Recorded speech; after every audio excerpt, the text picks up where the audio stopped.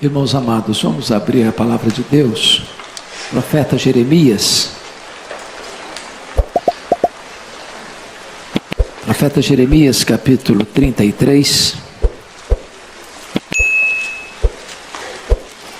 no versículo 3. Profeta Jeremias, capítulo 33, versículo 3. Diferentemente do que tem usado, normalmente expondo um texto, hoje eu não vou tratar de uma exposição, hoje eu vou tratar de um tema, de um assunto. Portanto, vou ler o texto para fundamentar o meu tema e buscar em outras partes da Bíblia fundamentação para isso. Nós chamamos isso de um sermão tópico. Então peço que você leia comigo o versículo 3. Vamos juntos? Invoca-me e te responderei, anunciar-te-ei coisas grandes e ocultas que não sabes. Eu quero conversar com os irmãos hoje sobre oração. Oração.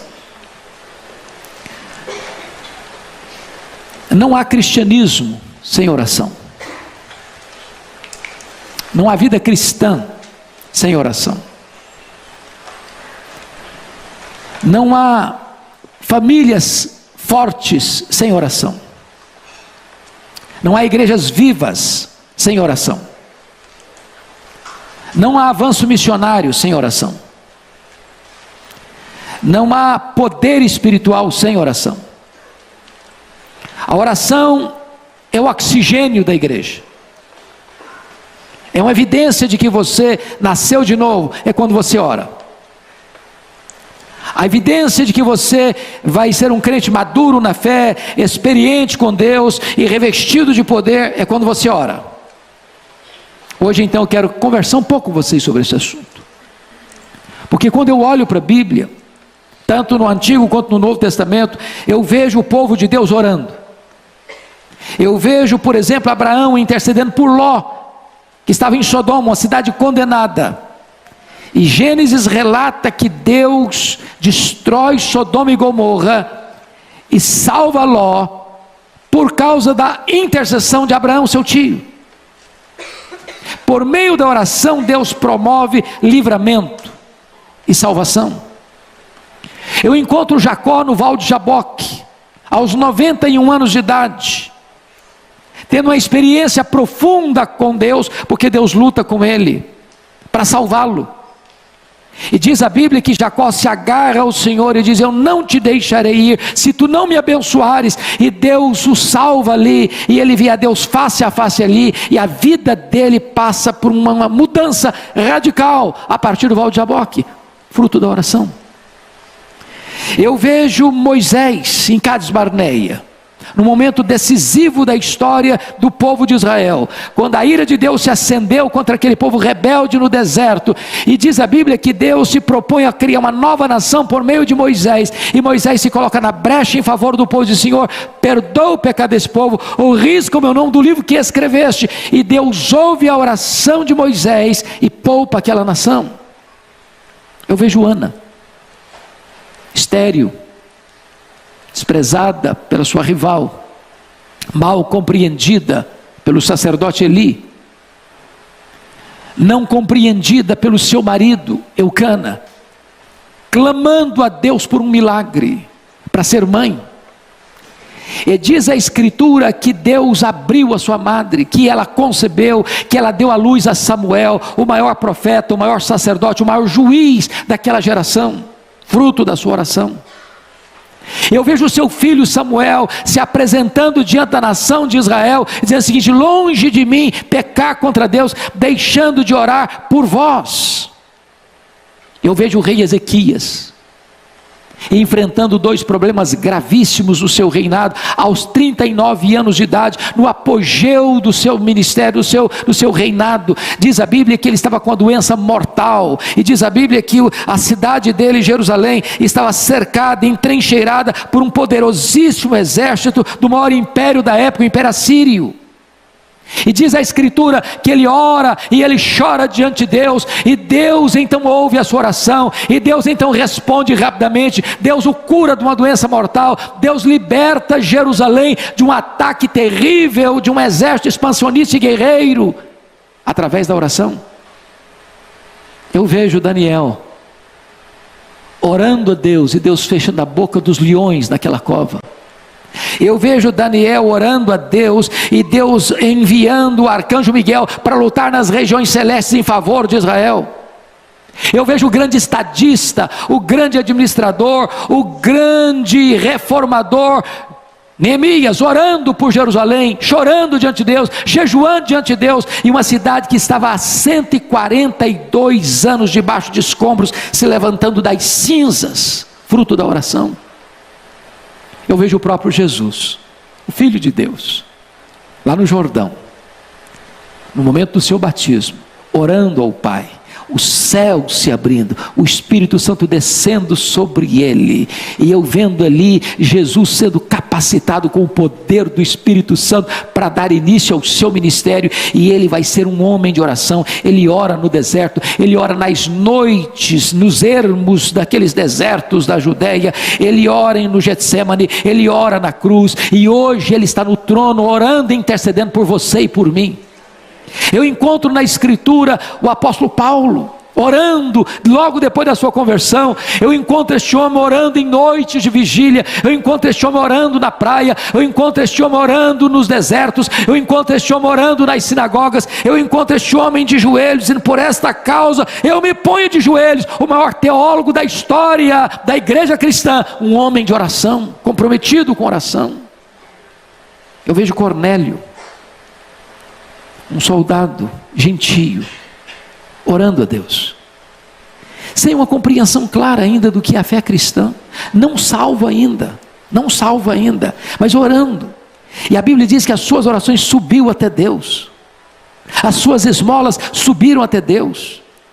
E ele então é orientado a buscar Pedro, que estava em Jope, para vir à sua casa, vir à sua família, para pregar para ele e a sua família o Evangelho, e toda a sua casa é convertida, e toda a sua casa é batizada, e uma obra nova se inicia entre os gentios, a partir da família de Cornélio, fruto da oração. Eu vejo Lídia, uma empresária da cidade de Tiatira, morando na cidade de Filipos, tendo na sua casa uma reunião de oração, e a partir da sua casa e a partir daquela reunião de oração, uma igreja é estabelecida na Europa pela primeira vez, por causa de uma reunião de oração. Eu vejo a mulher Cirofenícia, com a filha endemoniada, rogando a Jesus: Senhor, socorre-me, tem compaixão de mim, porque o sofrimento da sua filha era o sofrimento da própria mãe, e então, resultado da oração daquela mulher, sua filha é liberta, a sua filha é curada. Eu vejo os discípulos de Jesus no cenáculo, orando todos, unânimes, aguardando a promessa do Pai, o derramamento do Espírito.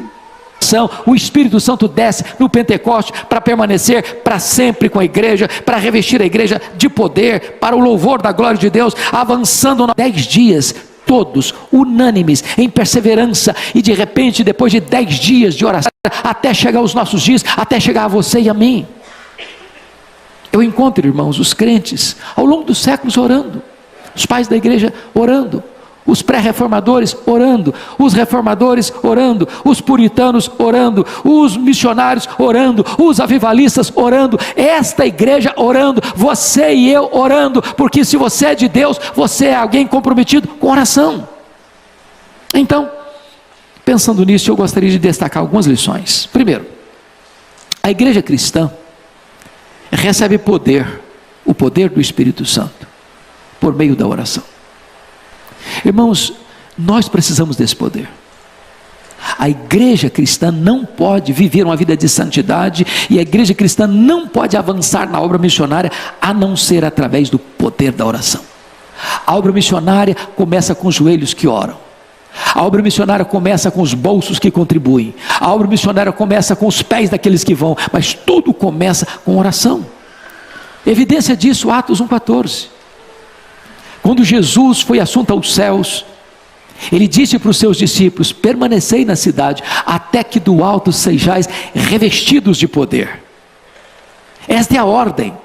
A igreja deve fazer a obra, mas antes de ir fazer a obra, a igreja precisa de revestimento de poder, e revestimento de poder só se recebe por meio da oração. Então eles perseveram, então eles oram, então eles unanimemente clamam a Deus, e diz a Escritura que como resultado dessa oração, o Espírito Santo é derramado. A igreja é cheia do poder, e a igreja avança na sua grande empreitada missionária. Eu vejo Atos 6,4, os apóstolos tomando a mais importante decisão, talvez, do livro de Atos. A igreja tinha sido perseguida e enfrentado a perseguição com oração. A igreja tinha enfrentado o problema daquele casal hipócrita dentro da igreja, Ananias e Safira, com a infiltração do inimigo no meio da igreja. A igreja enfrenta e discerne isso com oração. A igreja agora está enfrentando um outro problema, um problema social dentro da igreja. As viúvas dos helenistas estão sendo esquecidas na distribuição das necessidades diárias que elas tinham. E diz a Bíblia que os apóstolos, em vez de se redobrar ainda mais para servir as viúvas, ou em vez de o povo reclama mesmo, eles tomaram a decisão: vamos consagrar homens cheios do Espírito Santo, cheios de sabedoria, cheios de fé, para esse ministério da diaconia nas mesas. Quanto a nós, nos consagraremos à oração e ao ministério da palavra. Eu não sei se você já perguntou por que Deus colocou nessa ordem, não o ministério da palavra e da oração, mas ao ministério da oração e da palavra. Por que Deus fez isso? Oração é o ministério da palavra, em vez de ministério da palavra e oração. Por que a oração vem primeiro? Essa pergunta já foi feita tantas vezes, os exegetas já examinaram isso tantas vezes, os estudiosos já debruçaram sobre esse assunto tantas vezes, e para mim a melhor e mais sábia resposta desse assunto vem de um irmão que já pregou no púlpito dessa igreja, um professor coreano, que ele disse o seguinte: Deus valoriza tanta pregação da sua palavra, Deus dá tanto valor à sua palavra, a palavra tem tanta primazia, ela tem tanta supremacia na igreja, que Deus colocou a oração primeiro. Porque se você e eu não orarmos, não haverá virtude nem poder do Espírito Santo para pregarmos a palavra de Deus. Os apóstolos entendem: vamos nos consagrar à oração e ao ministério da palavra. Mas em segundo lugar, irmãos, a oração é a base para o avivamento da igreja. Nós queremos avivamento, nós lemos sobre avivamento, nós visitamos lugares onde Deus trouxe avivamento, nós nos alegramos com os testemunhos daqueles irmãos nossos do passado que receberam avivamento, e nós oramos para que Deus faça de novo ainda hoje, mas o avivamento vem em resposta à oração. Querem um exemplo? 2 Crônicas 7,14: se o meu povo, que se chama pelo meu nome, orar e me buscar, e se converter dos seus maus caminhos, então eu ouvirei dos céus, perdoarei os seus pecados e sararei a sua terra. Querem um outro exemplo? Isaías 44,3: derramarei água sobre o sedento, torrente sobre a terra seca, derramarei meu espírito sobre a tua posteridade, e a minha bênção sobre os teus descendentes. Em outras palavras, Deus manda a água é sobre o sedento, Deus manda as torrentes é sobre a terra seca, Deus manda o seu espírito é por uma igreja que tem sede dele, que quer a presença dele, que aspira a presença dele, que quer ver a manifestação da glória dele. E é quando a igreja ora, é quando a igreja tem sede de Deus, é quando a igreja aspira pela presença de Deus, é que Deus envia o poder do seu Espírito sobre ela. Pense comigo no Clube Santo, lá em Oxford, na Inglaterra.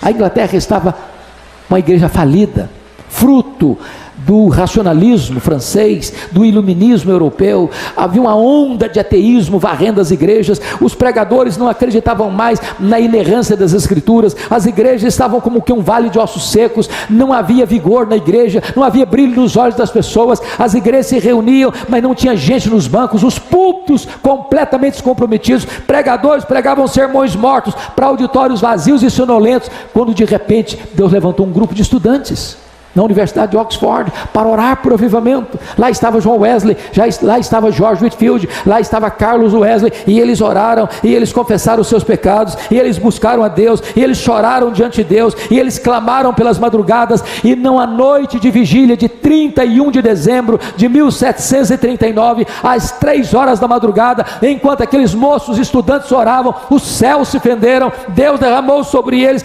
poderosamente o Espírito Santo, e este avivamento varreu toda a Inglaterra, centenas de milhares de pessoas convertidas, porque um grupo de estudantes começa a buscar a Deus em oração.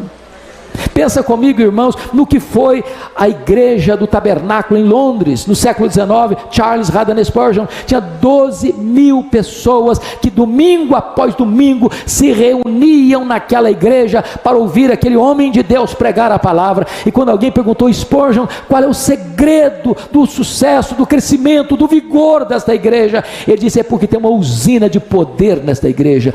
Toda segunda-feira essa igreja se reúne para orar, derrama-se diante de Deus em oração. Todo culto, quando eu estou pregando aqui, tem um grupo de irmãos aqui embaixo, orando, clamando, chorando, rogando a Deus para que revista esta igreja com o poder do Espírito Santo. Meus amados irmãos, não há poder, não há avivamento sem oração. Eu tive o privilégio de visitar Quacis-Abanto, na África do Sul, onde houve um dos grandes avivamentos deste século passado, 1966. E eu confesso aos irmãos que eu nunca vi, foi a experiência mais marcante da minha vida, no que tange a ver um sinal de avivamento. Nunca vi tanto ambiente de santidade, de beleza, da graça de Deus, como vi naquele local. Mas como é que começou? Com oração, com choro pelo pecado, com clamor à presença de Deus, até que o Espírito Santo foi derramado copiosamente, e os cativos foram libertos, e os enfermos foram curados, e os feiticeiros iam correndo, chorando, confessando os seus pecados.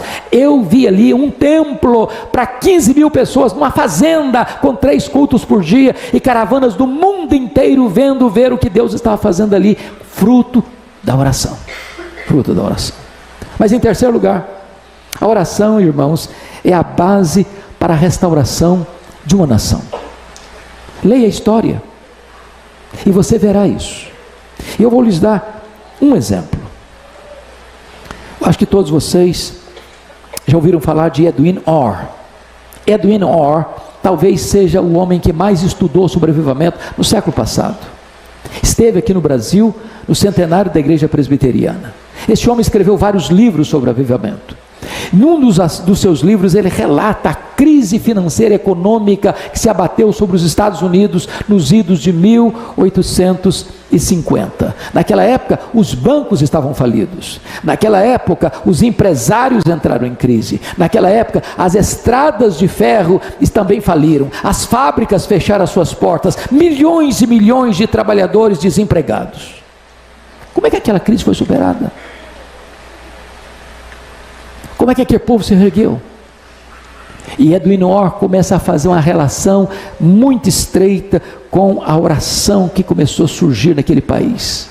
E ele relata que no dia 1º de julho de 1857, um homem chamado Jeremias Lampier, um homem de negócios, assumiu o posto de missionário urbano em Nova York. A sua denominação estava perdendo milhares e milhares de membros todos os anos. E então ele imprimiu um folheto e distribuiu esse folheto na cidade de Nova York. E ele convoca então homens, comerciantes, falidos, gente que estava passando tanta amargura e tanta angústia, para vir orar no hotel onde ele estava hospedado, no dia 23 de setembro de 1857. Na primeira semana, tinha 6 homens orando uma vez por semana com ele. Na segunda semana, 40 homens vieram orar com ele naquela sala de hotel. A partir dali, não era mais uma vez semanal, era todo dia. Em 6 meses, tinha 10 mil homens de negócios orando em Nova York por um reavivamento. E este reavivamento chegou e varreu toda a América. Mais de 2 milhões de pessoas convertidas. Como fruto deste avivamento é que o missionário Ashbel Green Simonton sai dos Estados Unidos, chega aqui no Brasil no dia 12 de agosto de 1859 para plantar a Igreja Presbiteriana do Brasil. A Igreja Presbiteriana do Brasil nasceu sob o signo do avivamento, fruto de oração, de oração, de oração. Mas ainda, irmãos, quarto lugar, a oração muda circunstâncias. Há coisas que a oração não muda, os decretos de Deus são imutáveis, mas há coisas que Deus só faz em resposta à oração. É por isso que Tiago diz assim: nada tendes, porque nada pedis. Deus é soberano, Ele podia agir independentemente da igreja, Ele podia agir sem qualquer oração, mas Ele, sendo soberano, resolveu dizer e decretar que algumas coisas só vão acontecer se o seu povo orar. E eu vou lhes dar alguns exemplos. Quando Moisés, em campo de batalha, estava lutando, o exército de Israel lutando contra os inimigos, diz a Bíblia que enquanto Moisés mantinha os seus braços estendidos, o povo de Deus prevalecia na batalha. Se as mãos dele caíam, cessando a oração, o povo era vencido pelos inimigos. Enquanto você ora, Deus tem vitória para a sua vida. Enquanto você ora, os inimigos são derrotados na sua vida. Enquanto você ora, Deus dá vitória para você nos embates da vida. Enquanto você ora, Deus conduz você em triunfo. Deixa eu lhe dar um segundo exemplo. Quando o rei Ezequias, entrincheirado pelo exército assírio, ameaçou o rei, e eu queria que vocês entendessem um ponto importantíssimo. Foi no período do rei Ezequias em Judá, em Jerusalém, que esse mesmo império assírio, que cerca Jerusalém agora, entrou em Samaria e destruiu o reino do norte. As 10 tribos do norte foram destruídas, foram tomadas, foram escravizadas, foram dispersas. Ele derrotou aquelas 10 tribos do norte. Agora ele vem para as 2 tribos do sul, e entrincheira Jerusalém, o mesmo império, dominador, expansionista, guerreiro, sanguinário, e eles eram perversos, ninguém podia detê-los. E eles mandaram uma carta afrontosa para o rei Ezequias: renda-se, renda-se, nenhum Deus pode livrar você das minhas mãos. E diz a Bíblia que Ezequias pega aquela carta afrontosa, leva para a casa de Deus, expõe aquele problema na presença de Deus, e Deus diz: Ezequias, você não vai ter que lutar, esta luta é minha. E diz a Bíblia que naquela noite saiu um anjo do Senhor e feriu 185.000 soldados assírios, e Jerusalém foi liberta pelo poder da oração. Da oração. Diz a Bíblia em Atos 12 que Pedro está sentenciado de morte, preso, guardado em segurança máxima na prisão de Herodes, mas diz a Bíblia que havia oração incessante da igreja em seu favor. E Deus mandou um anjo, rompeu as algemas, atravessou os portões de ferro e libertou Pedro. Porque Deus pode o impossível quando o seu povo se prostra em oração. Deixa eu lhe dar um exemplo contemporâneo. Eu não sei quantos de vocês tiveram a oportunidade de ler um livreto que eu escrevi sobre mães intercessoras. Quem prefaciou aquele livreto foi Dona Eusa Lidório, mãe de Ronaldo Lidório. Ronaldo Lidório hoje, penso eu, é a maior expressão da obra missionária no Brasil e no mundo hoje. E a Dona Eusa conta uma história do que aconteceu com ele no prefácio desse livro. Ronaldo, acompanho desde a sua juventude, seu pai foi meu pastor, a nossa igreja, tanto aqui em Pinheiros quanto em Vitória, acompanha o ministério dele. E quando ele se formou no seminário de Recife, ele resolveu, antes de se formar no seminário de Recife, interrompeu seus estudos e vai passar um período entre os Quechuas, no Peru, no meio do Sendero Luminoso. E havia um conhecimento real de que se alguns membros ou algum membro do Sendero Luminoso entrasse numa igreja e capturasse alguém, essa pessoa não sobreviveria. E ele está pregando numa igreja lá no Peru, entre os Quechuas, quando homens encapuzados do Sendero Luminoso entraram dentro da igreja e pegaram o Ronaldo e o colega dele, botaram um capuz neles e saíram com eles para o paredão de fuzilamento. E o Ronaldo narra, e a Dona Eusa conta essa história, que enquanto está sendo levado, o coração dele está muito angustiado. Ele diz: meu Deus, eu estou angustiado, eu não estou preparado para morrer. Se eu não estou preparado para morrer, Senhor, então também eu não estou nem preparado para a tua obra. Então se o Senhor me quer que eu morra, então o Senhor me dê paz para morrer. E se o Senhor me dê paz para morrer, eu quero dedicar-me ainda mais à obra missionária. E ele foi levado para o paredão. Quando ele estava no paredão para ser fuzilado, chega um carro fazendo muito barulho, e alguém fazendo muito barulho, e ele não entende o que estão falando, e pegam o Ronaldo e arrancam dali. Seu colega é fuzilado, ele é poupado. Mas Dona Eusa conta que naquela madrugada, naquela noite, enquanto essas coisas estão acontecendo, ela sentiu um grande peso no coração. E ela se levantou da sua cama com esse peso. Meu Deus, eu não sei o que está acontecendo. Me dê discernimento. E ela não sabia o que estava acontecendo. Ela disse, meu Deus, isso tem a ver com o meu filho que está lá. Então o Senhor põe os teus anjos acampados ao redor dele. Então o Senhor o proteja, Senhor.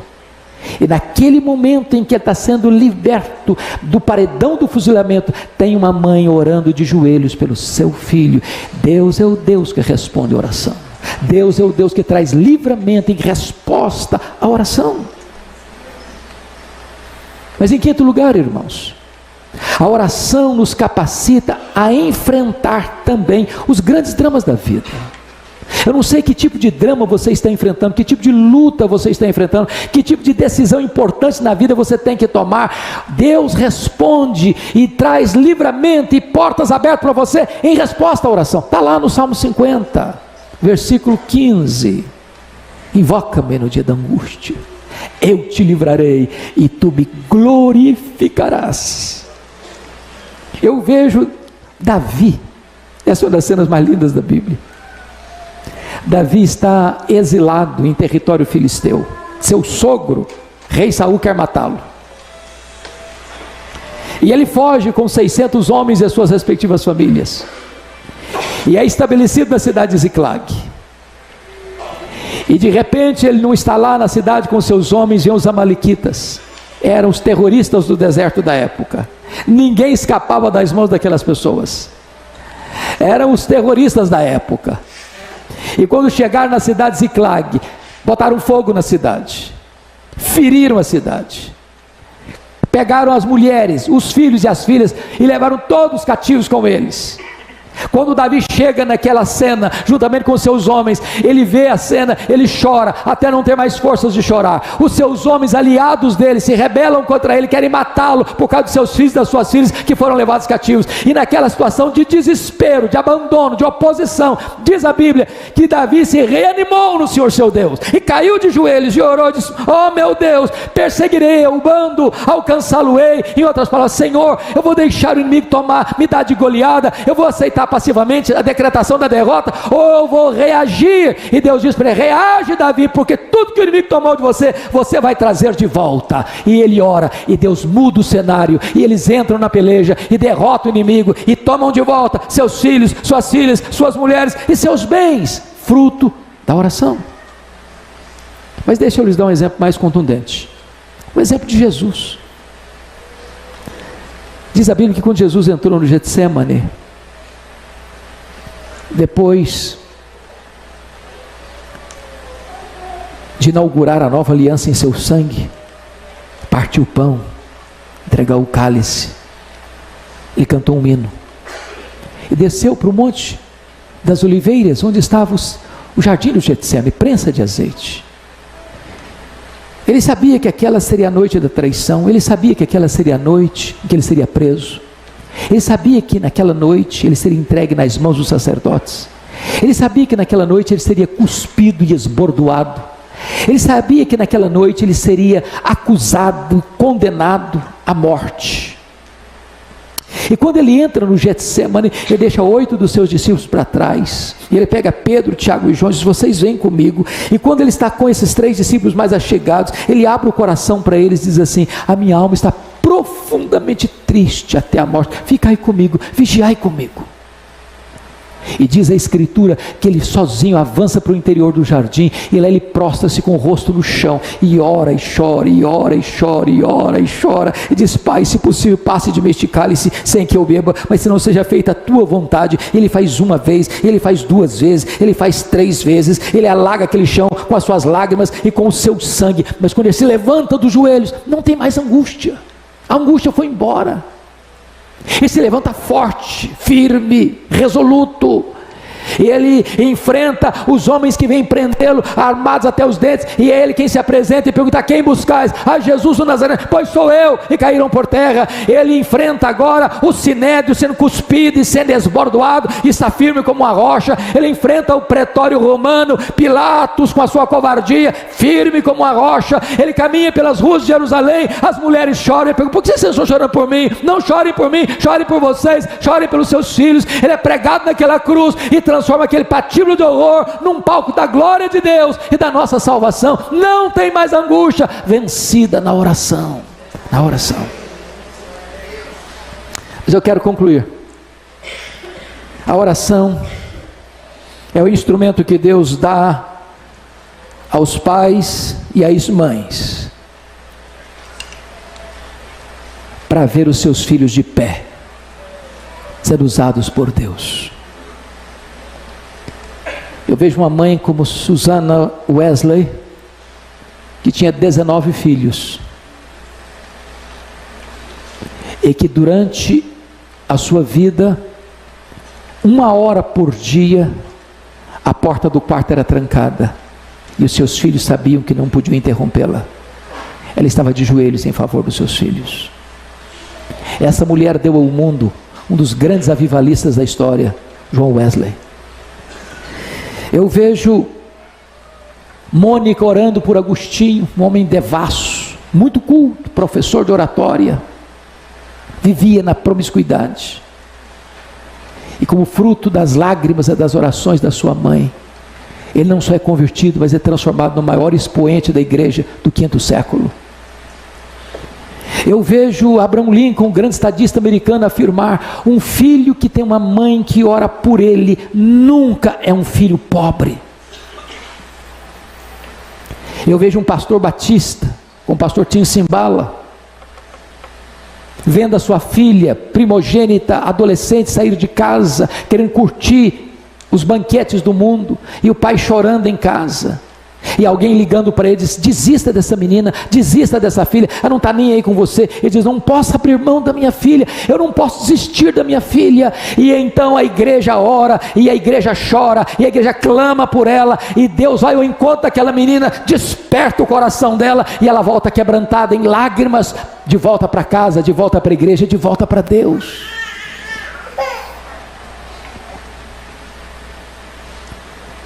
Mas eu queria concluir dizendo para vocês algo que me é muito caro.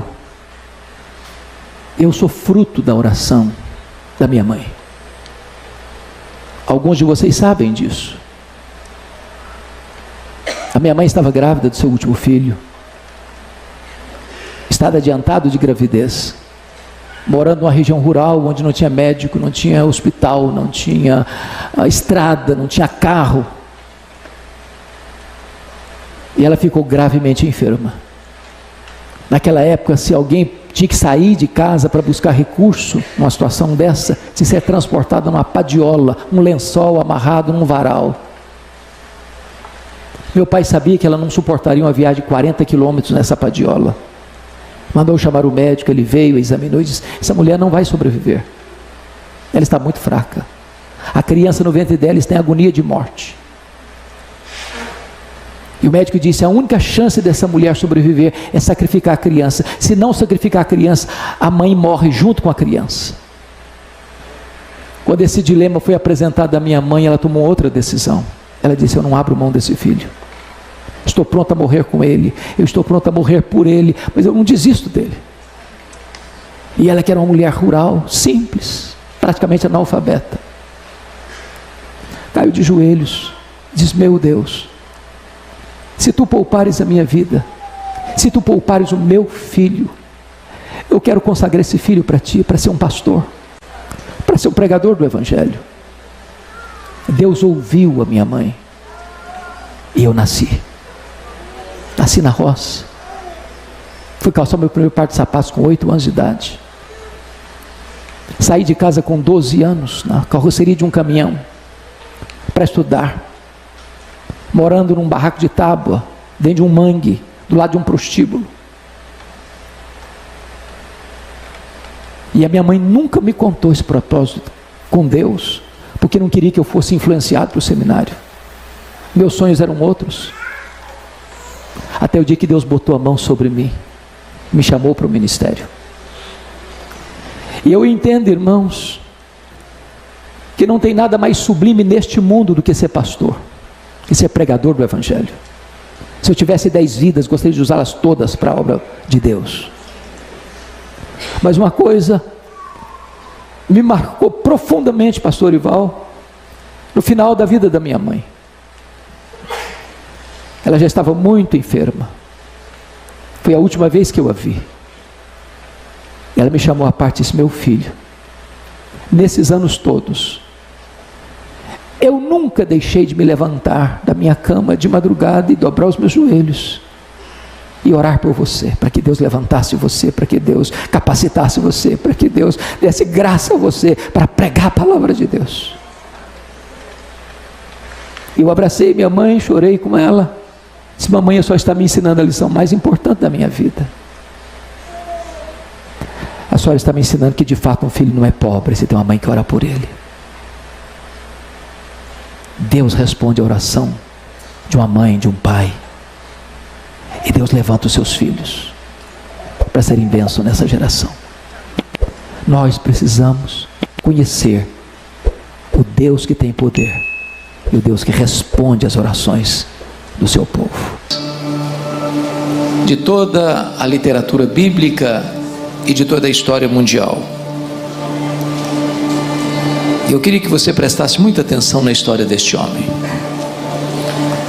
Jó 1,6 diz assim: num dia em que os filhos de Deus vieram apresentar-se perante o Senhor, veio também Satanás entre eles.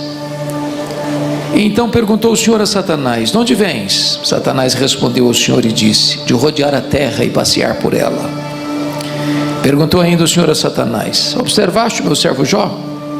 Porque ninguém é na terra semelhante a ele, homem íntegro e reto, temente a Deus e que se desvia do mal. Então respondeu Satanás ao Senhor: porventura Jó debalde ou inutilmente teme a Deus? Acaso não cercaste com sebe a ele, a sua casa e a tudo quanto tem? A obra de suas mãos abençoaste, os seus bens se multiplicaram na terra. Estende, porém, a tua mão e toca-lhe em tudo quanto tem, e verás se não blasfema contra ti na tua face. Disse o Senhor a Satanás: eis que tudo quanto ele tem está em teu poder, somente contra ele não estendas a tua mão. E Satanás saiu da presença do Senhor. Capítulo 2. No dia em que os filhos de Deus vieram apresentar-se perante o Senhor, veio também Satanás entre eles apresentar-se perante o Senhor. Então o Senhor disse a Satanás: de onde vens? Respondeu Satanás ao Senhor e disse: de rodear a terra e passear por ela. Perguntou o Senhor a Satanás: observaste o meu servo Jó? Porque ninguém há na terra semelhante a ele, homem íntegro e reto, e temente a Deus, e que se desvia do mal. Ele conserva a sua integridade, embora me incitasses contra ele para o consumir sem causa. Então Satanás respondeu ao Senhor: pele por pele, tudo quanto o homem tem dará pela sua vida. Estende, porém, a tua mão, toca-lhe nos ossos e na carne, e verás se não blasfema contra ti na tua face. Disse o Senhor a Satanás: eis que ele está em teu poder, mas poupa-lhe a vida. Irmãos, esse texto registra esse episódio incrível da reunião de Deus com seus filhos. E eu quero crer que aqui são os anjos. E eu quero crer que aqui essa reunião acontece nas regiões celestes. E diz a Bíblia que Satanás aparece por lá. E é curioso que Deus é quem dá o pontapé inicial na conversa e pergunta assim para ele: de onde vens? Satanás respondeu: de rodear a terra e passear por ela. Satanás é uma espécie de turista inveterado. Ele anda por aí, ele está de olho, está antenado, está procurando uma brecha, está procurando alguém para devorar. E Deus cutuca de novo e pergunta assim: observaste o meu servo Jó? E Deus dá o currículo de Jó. Não tem ninguém na terra semelhante a ele. É o homem mais piedoso dessa geração. Homem íntegro. Íntegro é aquilo que você é com a porta do quarto trancada, com a luz apagada. Homem reto. Reto é aquilo que você é em público, todo mundo está vendo. Homem temente a Deus, princípio da sabedoria. Homem que se desvia do mal, deliberadamente santo. Satanás poderia ter respondido assim: bom, esse eu não observei ainda, estou meio ocupado, tenho outras agendas, quem sabe um dia eu boto os olhos nele. Mas não foi a resposta de Satanás. Satanás respondeu assim: também puderas, desse jeito aí qualquer um te adora. Tu tens abençoado a vida dele? Tu tens cercado a família dele com a grande muralha de proteção? Tudo que esse homem bota a mão vira dinheiro, os bens dele prosperam na terra. É muito fácil te adorar desse jeito. Satanás com isso está insinuando duas coisas. Primeiro, ele está insinuando que Deus precisa subornar as pessoas com bênçãos para receber delas adoração. Satanás está insinuando que ninguém adora a Deus por quem Deus é, apenas por aquilo que Deus dá. Satanás está insinuando que Jó só serve a Deus porque descobriu que religião dá lucro. Ele só serve a Deus por interesse. Mas se Deus tirar de Jó o que o próprio Deus dera para Jó, o mesmo Jó que adora hoje blasfemará amanhã. E com isso, Jó levanta duas teses. Satanás levanta duas teses. Primeira, ninguém ama mais a Deus do que o dinheiro. Segunda tese, ninguém ama mais a Deus do que a família. O que um homem tem? Um homem tem família, um homem tem bens. Então, sem que Jó soubesse, Deus constitui Jó em seu advogado na terra e coloca nas mãos de Jó a defesa da sua própria reputação e diz para Satanás: pode tocar no que ele tem, só não podes tocar na vida dele. Em outras palavras, Satanás é um ser limitado e limitado por Deus. Ele só pode ir até onde Deus o permite ir e nem 1 centímetro a mais. O Deus que servimos é o Deus que manda no céu, é o Deus que manda na terra, é o Deus que manda no inferno.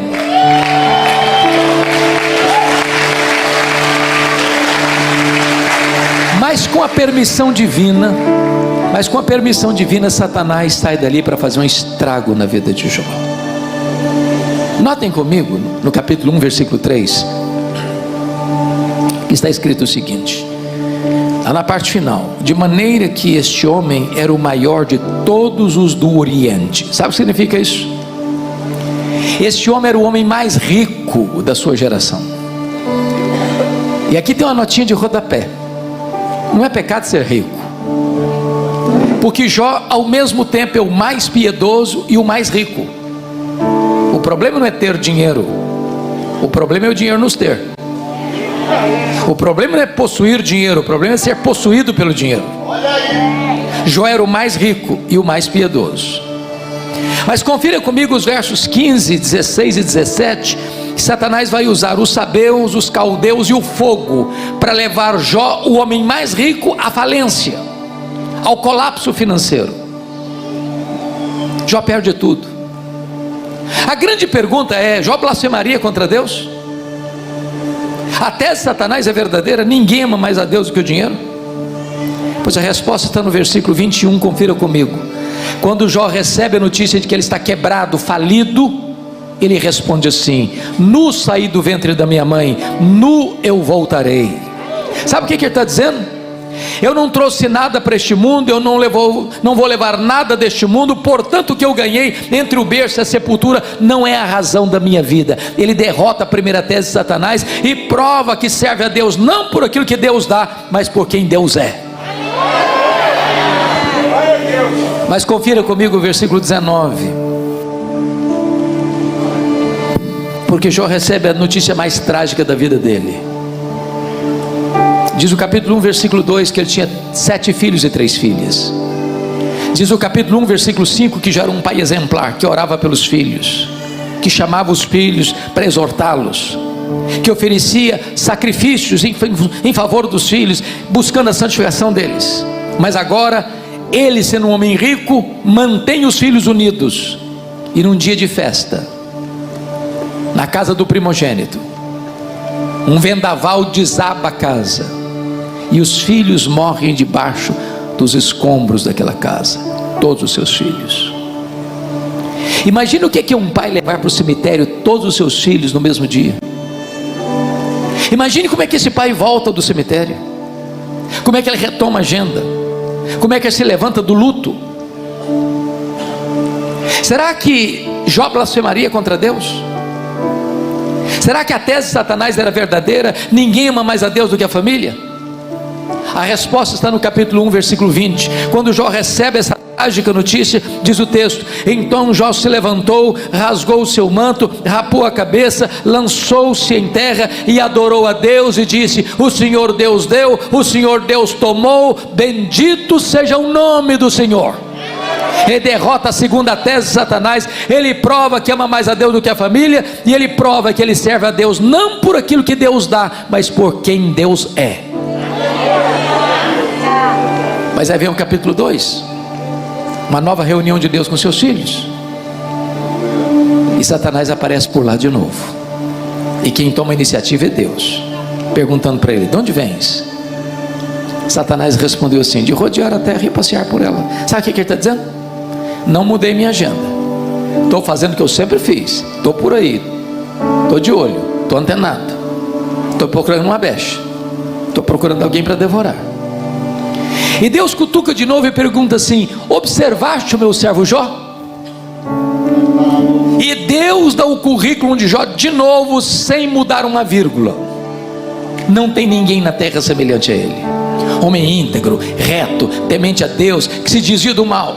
Me incitasses contra ele sem causa para o consumir, mas ele permanece íntegro. Sabe o que Deus está dizendo para Satanás? Satanás, suas teses são mentirosas, suas teses são falsas. Jó provou que me ama mais do que o dinheiro, Jó provou que me ama mais do que a família, Jó provou que me ama, não por aquilo que eu dou para ele, mas por quem eu sou. Aí Satanás partiu para a terceira tese: pele por pele, e tudo que o homem tem dará pela sua vida. Toca-lhe na pele, toca-lhe nos ossos, toca-lhe na carne, e verás se não blasfema contra ti na tua face. A terceira tese de Satanás é essa: ninguém ama mais a Deus do que a si mesmo. Sem que Jó soubesse, Deus constitui Jó em seu advogado na terra de novo, e coloca nas mãos de Jó a defesa da sua reputação, e diz para Satanás: pode tocar na carne dele, pode tocar nos ossos dele, só não podes tirar a vida dele. Em outras palavras, Satanás é um ser limitado e limitado por Deus. Ele não pode ir 1 centímetro a mais além do limite que Deus lhe impôs. Nas palavras de Martinho Lutero, Satanás é um cachorro na coleira de Deus. Ele só pode ir até onde a coleira o permite ir, e nem 1 centímetro a mais.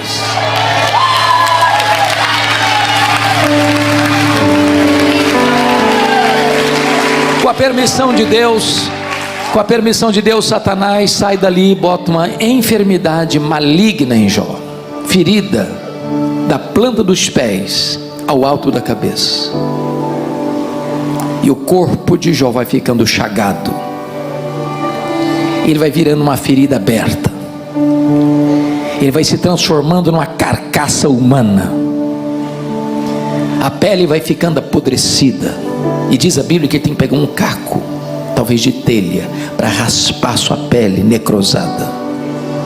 A Bíblia diz que vão surgindo novas bolhas cheias de pus no seu corpo. Ele vai ter que morder nessas bolhas para tentar aliviar sua dor. Ele não consegue comer, ele não consegue dormir, ele não consegue ter alívio. Diz a Bíblia que ele vai ficando magro, magérrimo, macérrimo, de couro furado pelas costelas em ponta. Quando a sua mulher vê esse cenário devastador, ela se rebela contra Deus e diz para ele: ainda conservas a tua integridade, Jó? Amaldiçoa a Deus e morre. E ele responde: tu falas como uma louca. Temos recebido o bem de Deus, não receberíamos também o mal? E no capítulo 2, versículo 10 está escrito: em tudo isso Jó não pecou contra Deus com seus lábios. Ele derrota a terceira tese de Satanás. Ele prova que ama mais a Deus do que a si mesmo. Ele prova que ele adora a Deus não por aquilo que Deus dá, mas por quem Deus é. Mas aí vem o capítulo 2, versículo 11, confira comigo. Vieram seus amigos Elifaz, Bildade e Zofar. Vieram depois de combinarem ir juntamente conduir-se de Jó para consolá-lo. Diz o texto no verso 12: que eles levantaram de longe os olhos e não reconheceram Jó, e ergueram a voz e choraram. Cada um deles rasgou o seu manto, lançava pó ao ar sobre a cabeça. Sentaram-se com Jó na terra 7 dias, 7 noites, e nenhum deles disse palavra nenhuma para Jó, porque viam que a dor de Jó era muito grande. Agora eu pergunto a vocês: esses homens eram amigos de Jó? Eram amigos de Jó? E a resposta categórica é esta: é claro que eram amigos de Jó, claro. Você já fez alguma visita assim para alguém? 7 dias, 7 noites, sentado no chão, na terra, sem falar nada, só chorando? Você já recebeu alguma visita assim, nas horas mais difíceis da sua vida? Qual o problema desses homens? O problema desses homens é que num dado momento, entre aspas, eles começaram a fazer teologia. Eles começaram a lucubrar, a pensar, desenvolver uma lógica cartesiana de causa e de efeito, e pensaram assim: ninguém sofre sem causa, ninguém sofre sem causa. Para Jó estar sofrendo, ele deve ter feito coisa errada, mas para ele estar sofrendo muito, ele deve ter feito muita coisa errada. E eles não só pensaram, eles falaram.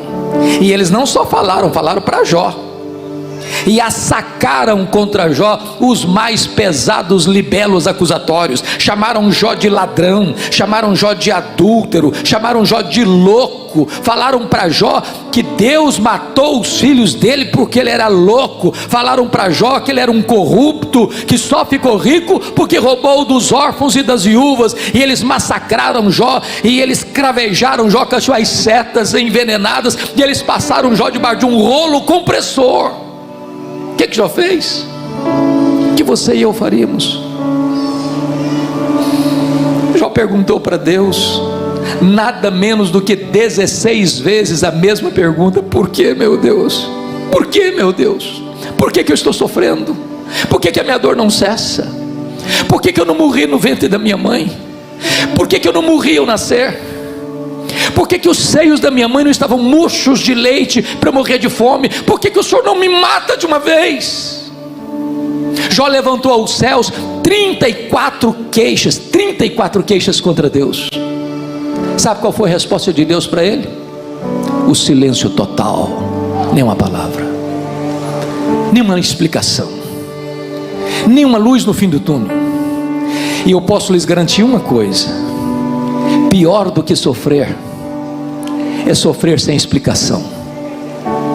O silêncio de Deus às vezes grita mais alto nos ouvidos da nossa alma do que o ruído mais barulhento das circunstâncias mais adversas. Se vocês estão acompanhando o meu raciocínio, estão percebendo aí que Jó sofreu golpes terríveis nas 5 áreas mais importantes da vida de um ser humano. Primeiro, na vida financeira. O irmão, quem sempre viveu na magrela, quando passa por mais um aperto, está acostumado. Agora o cara que é o mais rico, está lá no topo da pirâmide, entra em colapso financeiro, e ele se desarticula psicologicamente. Por muito menos, hoje, gente dá um tiro na cabeça. A segunda área que Jó enfrenta a situação difícil, irmãos, é na saúde.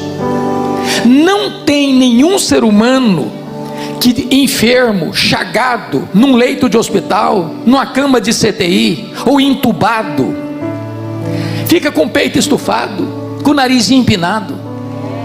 Essa pandemia provou isso, irmãos. Morreu o mais rico e morreu o mais pobre, morreu o empresário e morreu o empregado, morreu o cientista e morreu o analfabeto, morreu o doutor e morreu o camarada que puxa enxada no campo, morreu o ateu e morreu o crente.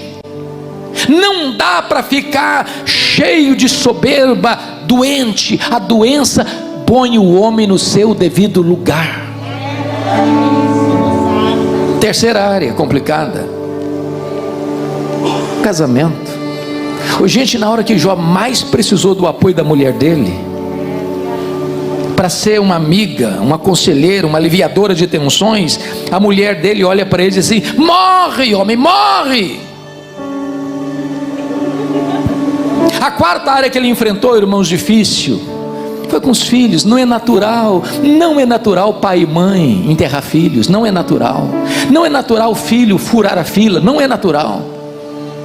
Mas a quinta área que ele enfrentou dificuldade foram com os amigos, as amizades. Aqueles que deveriam ser amigos transformam-se em acusadores, aqueles que deveriam ser bálsamo se transformam em vinagres nas suas feridas. Se vocês estão acompanhando o meu raciocínio, Jó perdeu tudo. Jó está no fundo do poço. Mas eu quero lhes dizer que quando você está no fundo do poço, só tem uma direção para olhar: é para cima. É para cima. Jó perdeu tudo, menos uma coisa, a sua confiança em Deus. E ele arranca do peito um brado de esperança e diz: mas uma coisa eu sei, é que o meu Redentor vive, e eu verei o meu Redentor.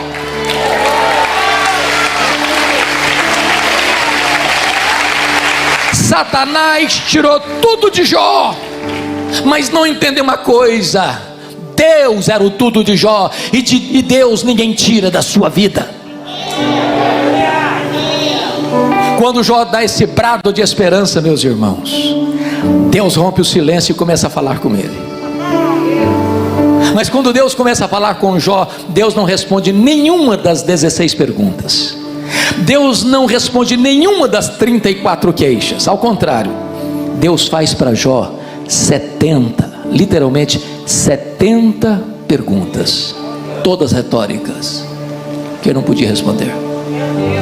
Como se Deus abrisse as cortinas do céu e derramasse em torrentes caudalosas, em catadupas, torrentes e mais torrentes da sua glória, da sua majestade, da sua sabedoria, do seu poder. E Deus foi se mostrando para Jó, mostrando como ele é grande, como ele é soberano, como ele é majestoso, como ele tem controle do universo, como ele tem controle de todas as coisas que ele criou, como ele controla as grandes e as pequenas coisas. E Deus foi se revelando para Jó, e quando Jó foi ficando extasiado com a revelação de Deus, ele foi se encolhendo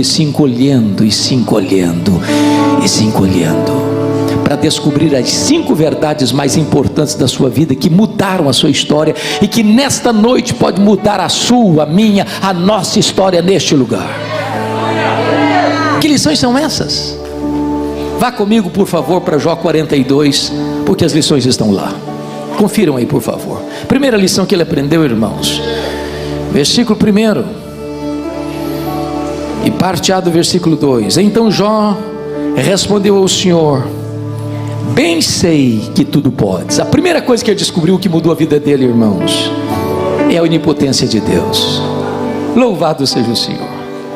Eu preciso dizer a você que veio aqui nesta noite, que você e eu temos impossibilidades intransponíveis. É verdade, nós temos fraquezas.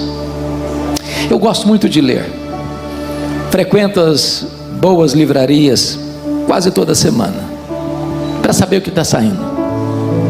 E você sabe que os livros mais publicados no Brasil e no mundo são os livros de autoajuda, e os livros que ensinam a você a ficar rico rápido. Eu acho que eu não estou sabendo ler esses livros direito. Mas os livros de autoajuda dizem assim para você: você é forte, você tem a força, você é um gigante, há poder nas suas palavras, basta fazer cócegas no seu interior que se levantará de um gigante. Sabe o que a Bíblia diz? Exatamente o contrário. A Bíblia diz que nós somos fracos. A Bíblia diz que Deus conhece a nossa estrutura e sabe que nós somos pó. A Bíblia diz que nós temos fraquezas múltiplas. Por exemplo, nós temos fraquezas físicas. Ou gente, gostando ou não, querendo ou não, o tempo vai esculpindo algumas rugas nas nossas faces indisfarçavelmente. As mulheres são mais inteligentes que os homens, elas driblam isso melhor. Um bom cosmético, daqui a pouquinho uma cirurgia plástica dá uma boa ajudada. Mas chega um momento que ainda que Pitangui ressuscitasse dentre os mortos, não tem mais jeito. Não tem mais jeito. As pernas ficam bambas, os joelhos ficam trôpegos, as mãos ficam descaídas, os olhos ficam embaçados, e diz os entendidos que cada fio de cabelo branco que brota na sua cabeça é a morte chamando você para um duelo. Eu acho que até um exército acampado ao meu redor.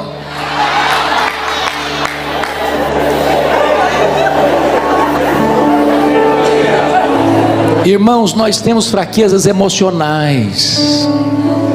Quantas vezes nós choramos, gememos, altas horas da madrugada, alagando o nosso travesseiro, dizendo: Deus, eu não aguento mais, Senhor, eu não aguento mais. Temos fraquezas morais, fraquezas emocionais, mas nós temos fraquezas morais. Nós somos Pedro. A gente tropeça, a gente se acovarda, a gente cai. Quantas vezes você e eu, como Pedro, foi pregado aqui hoje? Falamos para Jesus: Senhor, ainda que todos te abandonem, eu não. Conta comigo, eu sou batuta, a corda não rói do meu lado. Ou quantas vezes você já chegou para Deus e: Senhor, eu não quero mais cometer esse pecado. Meu Deus, esse pecado eu nunca mais quero cometer. Daqui a pouquinho você comete o mesmo pecado. Não é porque faltou para você sinceridade, não. Faltou para você poder. Somos fracos. Mas nós temos fraquezas espirituais. Nós somos um ser ambíguo, contraditório, paradoxal. O bem que nós queremos fazer, nós não fazemos. O mal que não queremos, esse praticamos. Somos fracos. Mas é maravilhoso você poder afirmar: mas o meu Deus tudo pode. O meu Deus tudo pode. Para Ele não tem causa impossível, para Ele não tem causa perdido, para Ele não tem vida irrecuperável, para Ele não tem casamento sem solução, para Ele não tem família sem resposta, para Ele não tem igreja sem avivamento. Ele tudo pode.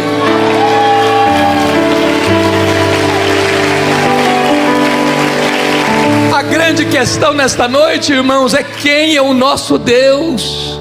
Quão grande Ele é, quão poderoso Ele é, quão majestoso Ele é. Ele é aquele que mede as águas na concha da sua mão. Ele é aquele que pesa o pó das montanhas em balança de precisão. Ele é aquele que mede os céus a palmos. Ele é aquele que espalha as estrelas do firmamento. E por ser forte em força e grande em poder, quando ela se chama pelo nome, nenhuma só delas vai faltar. Ele é aquele que olha para as nações da terra e considera todas elas como um pingo que cai num balde, como um pó numa balança de precisão. Este é o seu, este é o nosso Deus. Ele tudo pode. Louvado seja o seu nome.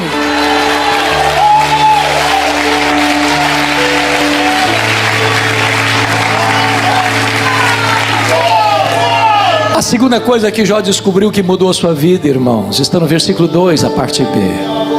Ele diz assim: e nenhum dos teus planos pode ser frustrado. Ele reconheceu a soberania dos propósitos divinos. Oh, irmãos amados, Deus não precisa de rascunho para fazer os seus planos. Deus não precisa atualizar os seus planos. Deus não é pego de surpresa. Deus não está lá no céu esfregando as mãos por causa da pandemia. Você e eu que viemos aqui nesta noite não cremos em sorte, não cremos em azar, não cremos em misticismo, não cremos em determinismo cego, não cremos em praga jogada em crente, não cremos em ordo. Você e eu cremos que a mão de Deus dirige o nosso destino. Você e eu cremos que todas as coisas cooperam para o bem daqueles que amam a Deus, daqueles que são chamados segundo o seu propósito. Louvado seja o Senhor.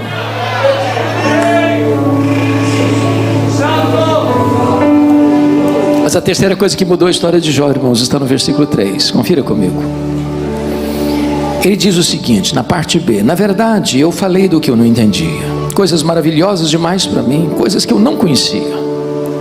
Para você entender o que Jó está falando aqui, minha sugestão é você tirar um sábado ou um feriado para dar uma lida no livro de Jó numa sentada só.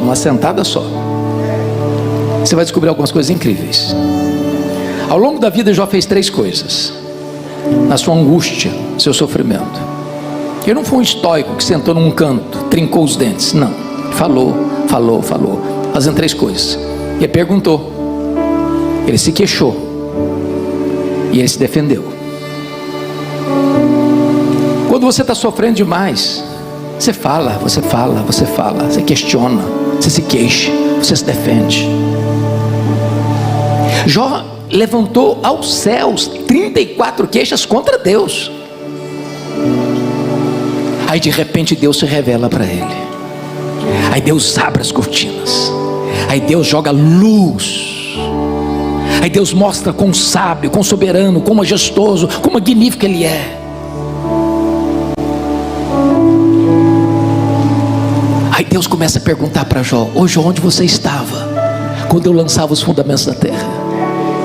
Ô Jó, onde você estava quando eu espalhava as estrelas no firmamento? Ô Jó, onde você estava quando eu cercava as águas do mar para elas não invadirem a terra? E Deus foi despejando conhecimento e mais conhecimento e mais conhecimento em cima de Jó. E Jó então começa a pensar e bota a mão na boca e diz: meu Deus, quanta coisa eu falei sem saber. Qual a conclusão? A conclusão é esta: o sábio é aquele que sabe que quase nada sabe. Porque quanto mais você sabe, mais você sabe que o que você não sabe é muito mais do que o que você sabe. Então, quanto mais você conhece a Deus, mais humilde você é. Não dá, irmãos, não dá para você conhecer a Deus e ter o peito estufado. Não dá para você conhecer a Deus e ter o narizinho empinado. Preste atenção nisso. Você vai conversar com alguém e diz: não, eu conheço a Bíblia de capa a capa. Conhece mesmo? É? Onde fica João 3,16 mesmo? O cara não sabe. Quem arrota muito conhecimento está provando uma coisa: ele não sabe que não sabe. É lata vazia que faz barulho. Eu fui criado na roça. Fui calçar o meu primeiro par de sapatos com 8 anos. Mas daquela roça quase que artesanal, sem maquinário, sem nada. Ia quebrar milho quando na hora de colher era no muque. Você sabe qual a diferença entre uma espiga boa, granada, e uma que só tem palha e sabugo? A gente chama de restolho. Toda espiga boa, na hora de colher, ela se dobra. O restolho, que só tem palha e sabugo, nunca se dobra, fica empinadinho. Quando você olha uma pessoa muito empinadinha demais, pode ter certeza, só tem palha e sabugo, é restolho. Porque quanto mais você conhece a Deus, mais humilde você é, mais você reconhece que pouco sabe e muito tem por saber.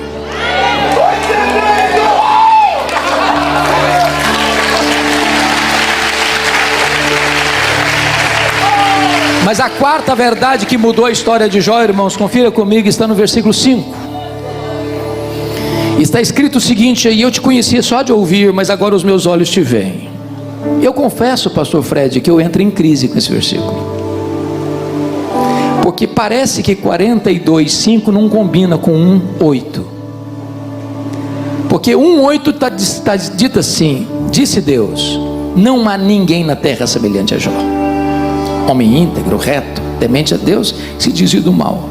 Agora, esse homem, preste atenção, não é um amigo, bajulador, rasgador de seda que está falando isso, não. É Deus. E Deus não tem uma opinião, Deus tem um diagnóstico. Como é que esse homem que diz que Deus diz que o homem mais piedoso pode fazer uma afirmação dessa? Eu te conhecia só de ouvir, agora os meus olhos te veem. Não parece contraditório? Para explicar isso, me permita uma pergunta. Você conhece a Deus? Conhece? Quanto você conhece? Quanto? Havia um homem que nunca tinha visto o mar. Um dia ele fez uma viagem para o litoral, e ao ver o mar ele ficou tão extasiado que exclamou: agora eu conheço o mar. Aí chegou um marujo, com a pele tostada de sol e sal, por viver nas procelas do mar, e disse: eu também conheço o mar. Qual a diferença entre eles? Você conhece a Deus? Quanto você conhece? A Bíblia diz em João 17,3 assim: e a vida eterna é esta, conhecer a Deus e a Jesus Cristo, a quem enviaste. Então deixa eu lhe dizer, depois que você tiver 1 milhão de anos lá no céu com o corpo glorificado, sabe o que você vai estar fazendo lá? Conhecendo a Deus. Depois que você tiver 1 bilhão de anos lá no céu, na glória eterna, sabe o que você vai estar fazendo? Conhecendo a Deus. Nem toda a eternidade será suficiente para você esgotar o conhecimento de Deus, porque Deus é inesgotável em seu ser. E você vai conhecê-lo, e você vai amá-lo, e você vai fruí-lo, e você vai glorificá-lo, e você vai servi-lo, e jamais haverá um tempo na eternidade onde você possa ser: agora eu já conheço tudo, não tem mais nada para conhecer, agora eu posso botar minha vida no piloto automático. Absolutamente não. Você vai conhecê-lo, e conhecê-lo, e conhecê-lo, e conhecê-lo, e amá-lo, e amá-lo, e amá-lo, e nunca você vai esgotar o conhecimento de Deus. Então agora eu entendo Jó. Eu entendo Jó agora. Ele está dizendo: Senhor, eu só estou arranhando a superfície. Tem mais, tem muito mais, tem infinitamente mais. Agora eu entendo o profeta: conheçamos e prossigamos em conhecer o Senhor. Mas a quinta e última verdade que mudou a história de Jó, irmãos, está no versículo 6. Confira comigo. Por isso eu me abomino no pó e na cinza. E eu confesso, pastor Fred, que de novo eu entro em crise. Entra em crise de novo. Que esta confissão fica bem na boca de um ladrão, de um adúltero, de um assassino, de um corrupto. Mas na boca do homem mais piedoso parece estranho, contraditório. Como entender isso? Permita-lhes dizer, irmãos, aqueles que não conhecem a Deus, que estão mergulhados num caudal de trevas, eles não sentem tristeza pelos seus pecados, eles fazem loucura, se sentem orgulho.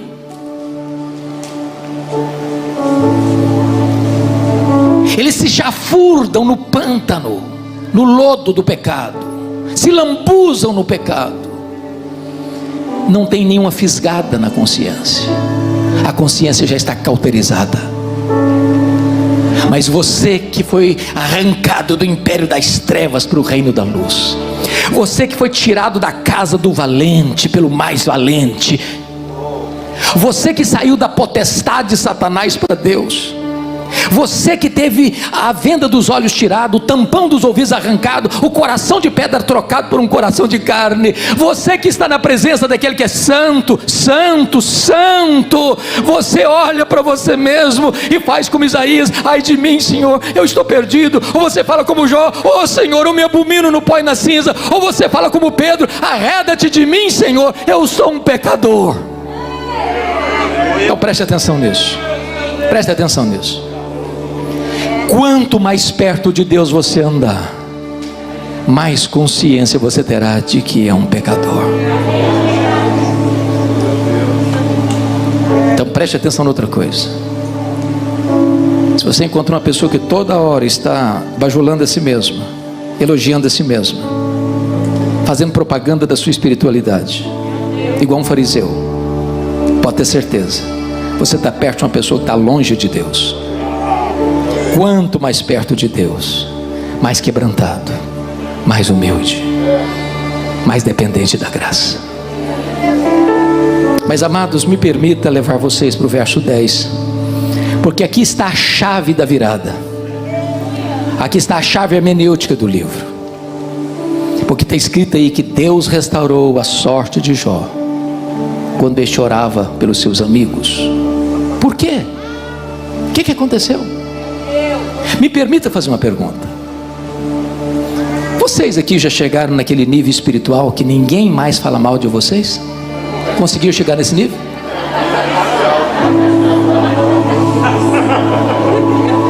O que você sente quando alguém fala mal de você? Você fica feliz? Você dá pulo de alegrias? Glória a Deus, estão falando mal de mim. É assim que você reage? O que vocês acham que Jó sentiu quando os seus amigos disseram assim para ele: você é um ladrão, Jó, você é um adúltero, Jó? Agravaram o luto dele, dizendo: ô Jó, Deus matou seus filhos, que você é louco. O que vocês acham que Jó sentiu quando os seus amigos disseram o seguinte: você, Jó, roubou, Jó, e você roubou da gente mais carente, mais necessitada, você roubou dos órfãos, você roubou das viúvas? O que vocês acham que Jó sentiu? Ele se defendeu. Quem se defende, o que tem no coração às vezes? Dor, mágoa, tristeza. Sabe o que Deus está falando para Jó? Meu filho, você quer ser restaurado? Saia dessa arena de autodefesa, meu filho. Para de se defender. Comece a orar, comece a interceder por esses homens, comece a interceder por esses homens que estão magoando você, machucando você, acusando você. Comece a orar por eles, meu filho. Sabe por quê, meu filho? Você não consegue orar por alguém e ter mágoa desse alguém ao mesmo tempo.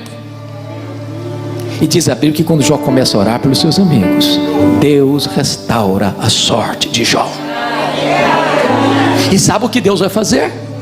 As 5 áreas que Satanás quis destruir na vida de Jó, Deus restaurou todas elas. Todas elas. A primeira área que Deus restaurou, confira comigo, capítulo 42, 16, foi a saúde de Jó. Eu acho que não ficou nem sequela, nem cicatriz. Jó teve mais 140 anos. Viu os filhos dos filhos até a 4ª geração. Deixa eu dizer algo para vocês aqui hoje. O Deus da cura está aqui.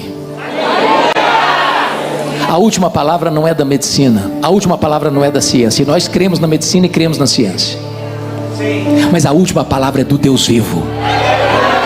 Se Ele quiser, tem jeito. Se Ele quiser, aquele que está sentenciado de morte se levanta do leito.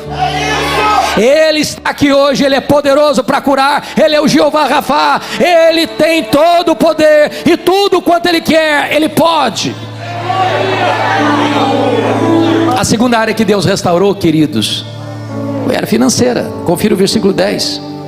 Deus devolveu tudo em dobro. Aí você compara 1:3 com 42, 12, 10 e 12, literalmente o 12. Você vai descobrir que Deus devolveu tudo em dobro. Se Ele já era o mais rico, agora Ele é duplamente mais rico. Eu quero dizer para você que sofreu nessa pandemia, talvez fechou seu comércio, fechou seu restaurante, fechou sua loja, perdeu o emprego, tomou prejuízo. O Deus da restituição está aqui nesta noite. O Deus da restituição está aqui nesta noite. E Ele é poderoso para restituir aquilo que foi tirado de você. A terceira área que Deus restaurou, irmãos, foram as amizades. Confira o versículo 8. E aqui eu fico impressionado. Que Deus chega para os amigos de Jó, que acusaram Jó, e diz assim para eles: vocês lembram aquele camarada que vocês criticaram? Pois é, aquele cara que vocês criticaram é mais justo do que vocês. E tem outra mais. Vocês vão ter que ir lá naquele homem que vocês criticaram, para aquele homem orar por vocês, porque eu vou escutar a oração daquele homem e restaurar vocês. Sabe o que Deus está fazendo aqui? Honrando Jó.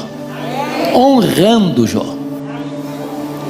Eu vou lhes dizer uma frase. Se vocês esquecerem tudo que eu falar, mas lembrarem-se dessa frase, eu me dou por satisfeito nessa noite. E a frase é esta: cuida bem da tua piedade, e Deus cuidará da tua reputação. Você não tem que se defender, você tem que andar com Deus. Porque quando você anda com Deus, Deus defende você. Quando você anda com Deus, quem criticou você vai ter que voltar a você e mudar de opinião a seu respeito. A quarta área que Deus restaurou, meus irmãos, foi o casamento. Como a Bíblia não diz que Jó casou com outra mulher, pressupõe que ele casou com a mesma e retomou o casamento. Agora eu só peço que vocês pensem por um minuto comigo, pensando se Jó fosse um brasileiro, como é que seria? Quando ele estava numa magrela, a mulher disse: morre, homem, morre. E agora? O homem está curado, cheio da grana. O que vocês acham que ele falaria para ela se ele fosse brasileiro? Morre, mulher, morre. A fila andou, minha filha, a fila andou. Estou noutra. Só que não foi assim que aconteceu, não.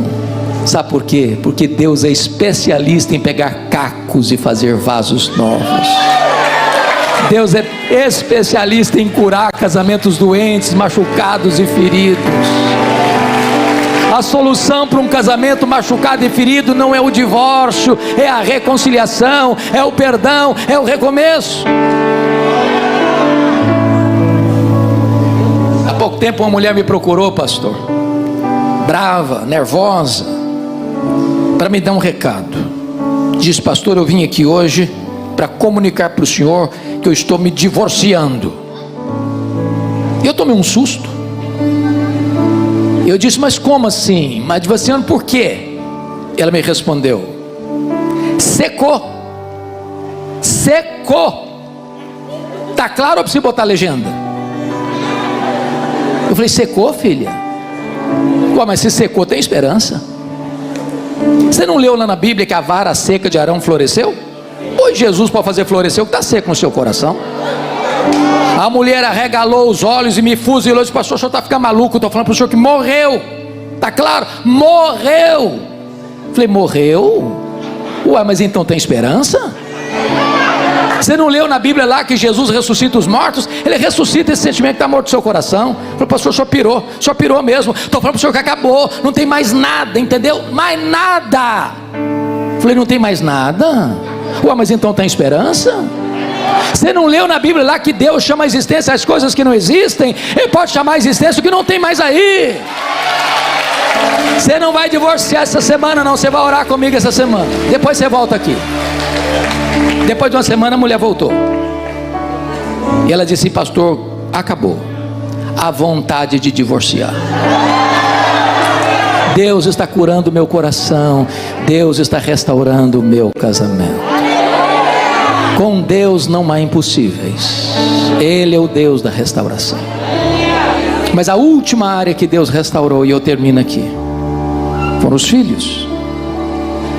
Se você olhar capítulo 1, versículo 2, ele tinha 7 filhos e 3 filhas. Se você olhar capítulo 42, versículo 13, ele teve mais 7 filhos e 3 filhas. Mas talvez você pergunte: pastor, mas não era tudo em dobro? Se ele tinha 10, quanto devia ter agora? 20. Mas me permita explicar algo. Nós às vezes usamos determinadas terminologias que não deveríamos usar. Nessa pandemia foi muito comum alguém dizer assim: perdi meu pai, perdi minha mãe, perdi meu avô, perdi minha avó, perdi meu amigo, perdi meu pastor, perdi meu filho, perdi meu neto. Irmãos, você perde algo ou alguém quando você não sabe onde está este alguém.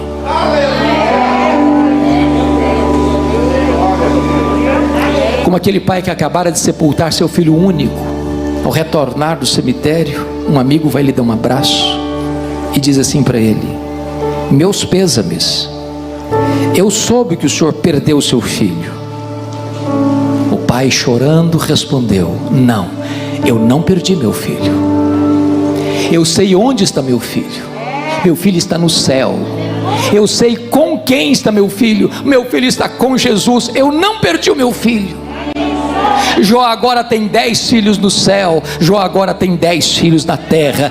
Deus restaurou e restaurou completamente.